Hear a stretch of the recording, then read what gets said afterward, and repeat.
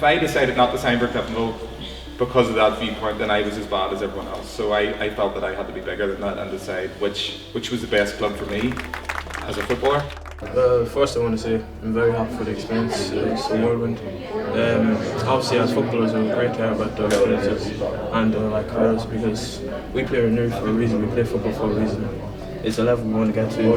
It's very special to hear about what they've done in their career, and it's something we would like to get to even further. Brilliant, Sam. And yourself, Robert? Personally, I took away from today that how surprising it was that the majority of fans, them coming from the backgrounds of the opposite side of the community, that they didn't really get any grief on how they believe that making the right choice and joining the teams they have has set their life up the way it has. Yeah, we're looking forward to seeing two teams at the top of the league battle it out. And it'll be interesting to see how two big teams come out on top. And then then also it'll be something that'll be interesting for us to see what steps we can take just to improve our own game.